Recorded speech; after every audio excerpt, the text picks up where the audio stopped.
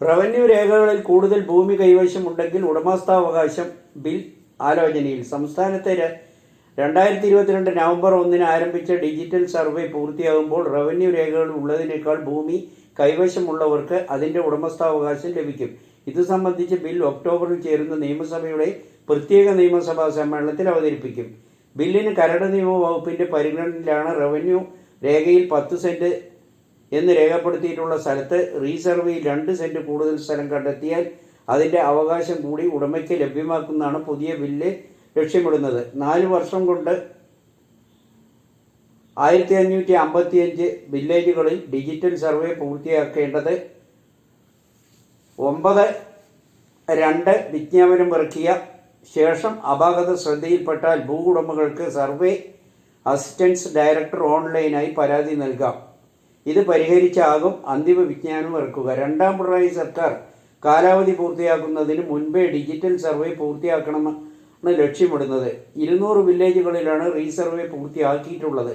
അതേസമയം കണ്ടെത്തുന്ന അധിക ഭൂമി സർക്കാർ ഭൂമിയോട് ചേർത്താവരുത് എന്ന നിബന്ധന ബില്ലിൽ ഉണ്ടാകും.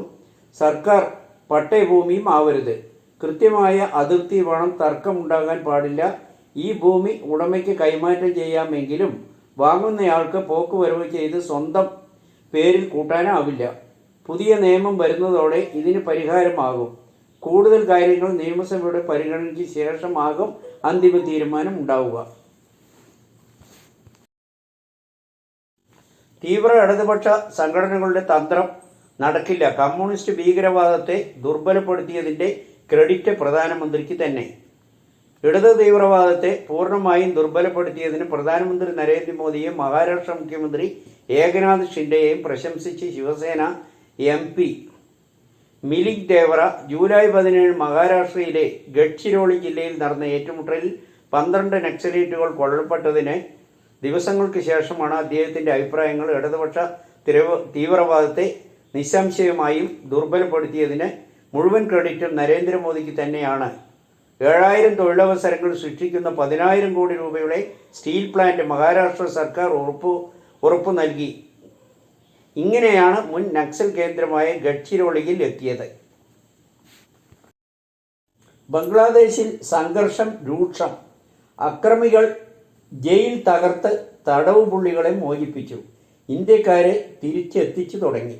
ബംഗ്ലാദേശിലെ വിദ്യാർത്ഥി പ്രക്ഷോഭത്തെ തുടർന്നുണ്ടായ അക്രമങ്ങളിൽ കൊല്ലപ്പെട്ടവരുടെ എണ്ണം 64ആയി. രാജ്യത്തിൻ്റെ വിവിധ ഭാഗങ്ങളിൽ സംഘർഷം തുടരുകയാണ്. 1971 സ്വാതന്ത്ര്യ സമരത്തിൽ പങ്കെടുത്തവരുടെ കുടുംബങ്ങൾക്ക് സർക്കാർ ജോലികളിൽ 30% സംവരണം അനുവദിച്ചതോടെയാണ് വിദ്യാർത്ഥികൾ പ്രതിഷേധവുമായി തെരുവിലിറങ്ങിയത്. പ്രതിഷേധം പിന്നീട് വ്യാപകമായി അക്രമ സംഭവങ്ങളിലേക്ക് നീങ്ങുകയായിരുന്നു. മധ്യ ബംഗ്ലാദേശിലെ നരസിംഗി ജില്ലയിലെ ജയിൽ ആക്രമിക്കുകയായിരുന്നു. 100ഓളം പോലീസുകാർക്ക് പരിക്കേറ്റിട്ടുണ്ട്. SNDP BJPയിലേക്ക് റിക്രൂട്ട്മെന്റ് നടത്തുന്നു. ന്യൂനപക്ഷ സംരക്ഷണമാണ് ഇടത് അജണ്ടയെന്ന് MV ഗോവിന്ദൻ. SNDP BJPയിലേക്കുള്ള റിക്രൂട്ട്മെന്റ് നടത്തുന്നുവെന്ന് CPM സംസ്ഥാന സെക്രട്ടറി MV ഗോവിന്ദൻ. BDJS വഴിയാണ് റിക്രൂട്ട്മെന്റ് നടത്തുന്നത്. SNDPയിൽ നിന്ന് BJPയിലേക്ക് കുത്തൊഴുക്കാണ് നടക്കുന്നത്. ന്യൂനപക്ഷ സംരക്ഷണമാണ് ഇടതുപക്ഷ അജണ്ട. ഇതിന്റെ പ്രീണനമെന്ന് തെറ്റിദ്ധരിക്കാനുള്ള ശ്രമം നടത്തുന്നു. ഇതേ പ്രചാരണം കേരളത്തിലും നടന്നു. ആദ്യമായി കേരളത്തിൽ BJP അക്കൗണ്ട് തുറന്നു. കോൺഗ്രസിന്റെ ചിലവിലാണ്. അതുതന്നെയാണ് തൃശ്ശൂരിൽ നടന്നത്. ക്രൈസ്തവ വിഭാഗം തിങ്ങിപ്പാർക്കുന്ന പ്രദേശങ്ങളിലെ കോൺഗ്രസ് വോട്ടുകൾ BJPയിലേക്ക് പോയെന്ന് MV ഗോവിന്ദൻ പറഞ്ഞു.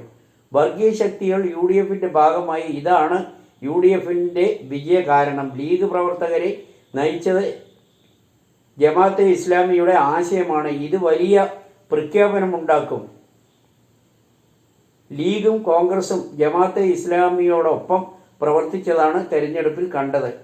വർഗ ബഹുജന സംഘടനകളുടെ ആകെ അംഗത്വം കൂട്ടിയാൽ നമുക്ക് കിട്ടിയ വോട്ടിനേക്കാൾ കൂടുതലാണ്.